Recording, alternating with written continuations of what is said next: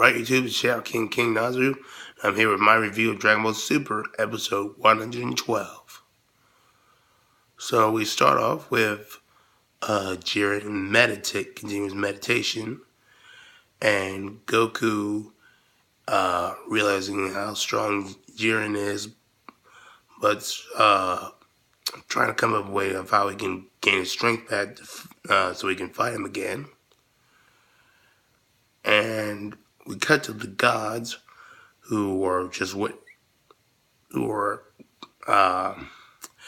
it in that that just how powerful Jiren is and how vulnerable Universe 6 is, especially Shamba, since they just lost Het, who was their most powerful fighter. And Universe 3, Kai and God of Destruction say that with Universe 6 being, well, as he said, hitless, and Universe 7 having a depowered Goku, now is a good opportunity to strike at Goku.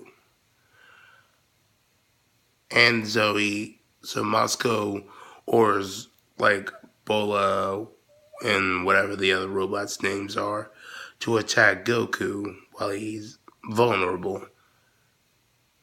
It's kind of a dick move, Moscow. I mean, I understand from a strategical standpoint, but I still don't like it. Dick move. Unfortunately,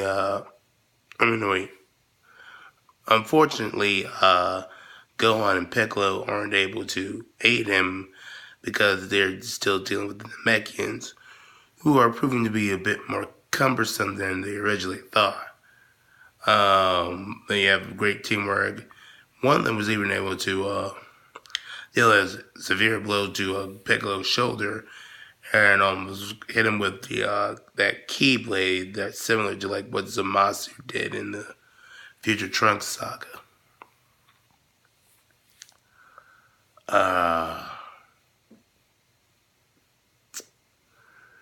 And meanwhile, what was the next word? Oh yeah, right. Khalifa and Kale are still recovering, and Kale is starting to get nervous about their situation, but Khalifa still has her confidence, especially after seeing how powerful Jiren is and seeing Goku obtain Ultra Instincts, and she thinks the possibility of her obtaining new forms like Super Saiyan 3, Super Saiyan God, Super Saiyan, and Ultra Instinct. However, they're confronted by Mona from Universe 4, and she wants to fight them, which Khalifa is more than happy to oblige. However, Kaba, I'm going to skip what I was about to say, intercedes and says that he's going to try to handle it, and the girls just try to cover. And then, but Khalifa says that this is her fight, she wants to do it, but Kaba politely says, just do it, I say. Kaba, if you're going to tell someone to do what you say, you got to have a bit of presence and authority, which you don't very much have. I mean, it took Kale to convince her to go. You're very passive, Kabe. So Kale and Khalifa head out, and Kabe tries to fight Mona. And he doesn't do too well until he goes Super Saiyan and lands a good punch, but forces Mona to expand her body and attack Kabe with her enlarged butt. Yeah, I'm not joking about that. And she constantly slams on him and rolls over him and all that. and almost rings him out until Vegeta catches him, and everybody is impressed and wondering why would Vegeta do that, especially Champa and Vegeta says that because they have a master and student relationship, which Champa likes, and says that he owes Vegeta. Sure hope Champa's not going to turn into one of those annoying Vegeta fanboys. There's already enough of them in real life.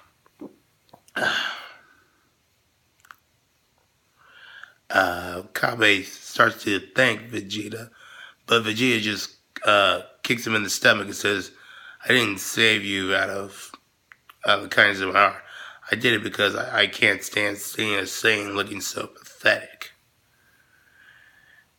And he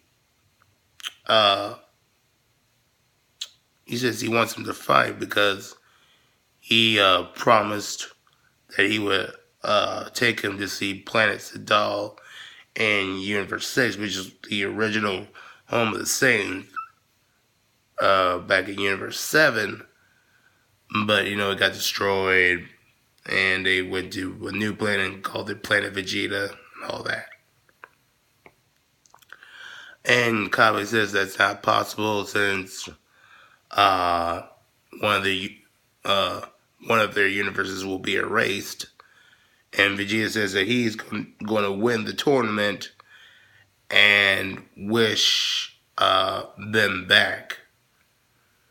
And a lot of the fans thought this like a huge character development moment that he's no longer selfish. I kind of disagree. I mean, while this is a good deed and does show character growth for Vegeta, it's still out of him keeping Kabe to an obligation to give him something that he wants. So there is a streak of selfishness to his goal. But yeah, this does have some character development. It's not very altruistic. And also says that he's also good. And Kabe says that he's going to do his best to win, but Vegeta says, no, I'm going to win. So yeah, Vegeta hasn't developed that much as people might think. And then he proceeds to fly off and is confronted by... No, he just flies off for that time. And meanwhile, Frieza was listening to this and just saying how disgusted he was at the relationship Vegeta and Kabe have. So Kabe continues to fight Mona, who continually overpower him and is talking shit about Saiyans, especially Vegeta, which triggers Kabe, and he goes into Super Saiyan 2. Okay, I'll buy it. And once he turns Super Saiyan 2, he's able to beat Mona and ring her out. And he continues to watch all the other fighters, and especially with Vegeta, who is confronted who wanted to fight Jiren, despite the fact that Jiren is clearly out of his league.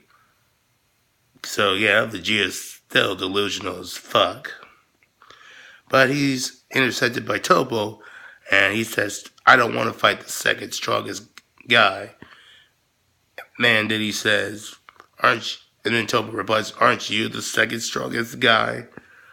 Which is a nice burn against Vegeta, but if you count all the fighters in this tournament before they got eliminated, Vegeta wasn't even in the top 5. It was Jiren, Goku.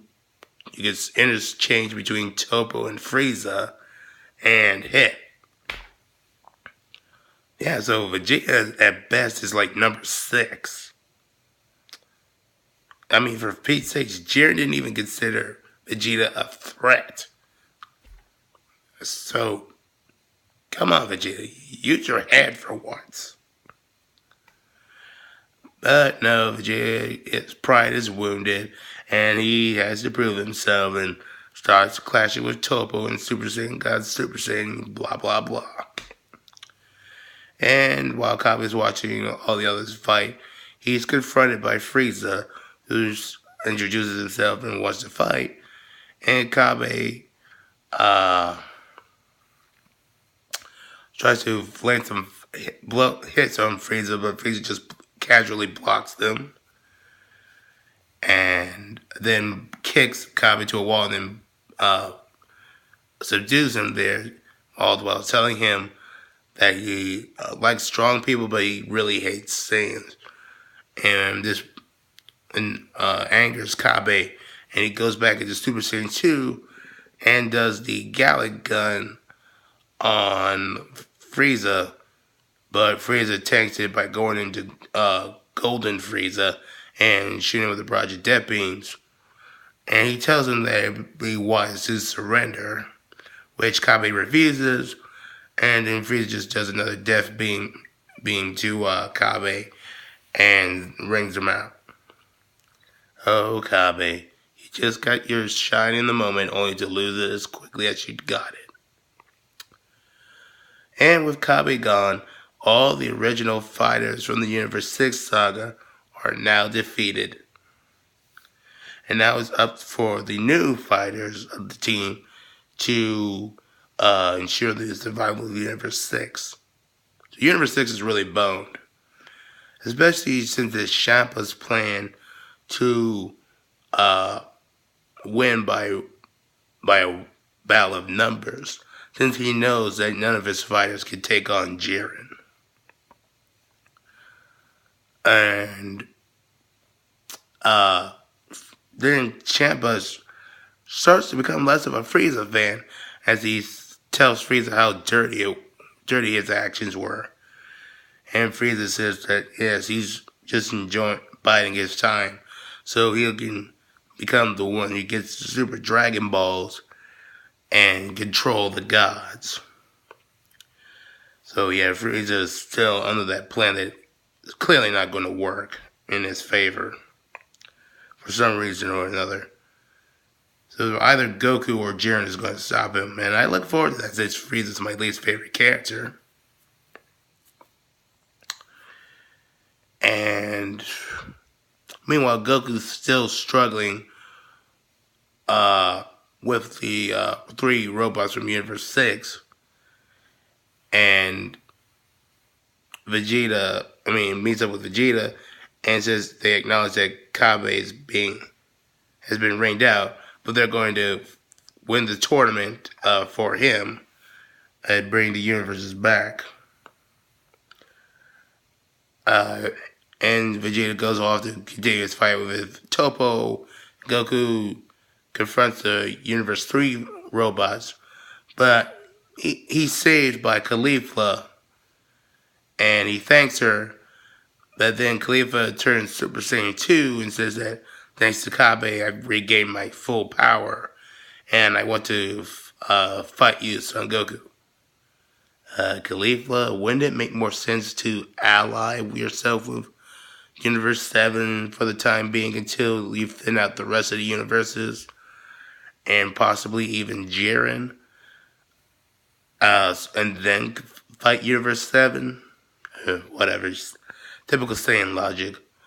All in all, this was a pretty good episode. Vegeta and Kabe did have some nice character moments. We did see some. I also did like the fact that Caulifla returned the favor to Kabe. Universe 6 being aware of the situation. I didn't like how Goku was being pummeled by the Universe 3 robots, even though it makes sense from a narrative standpoint. I just would have liked if Goku did a better job at defending himself. At least getting a few hits in. But overall, I did enjoy the episode. So that's my thoughts on episode 112. I'll catch you guys later.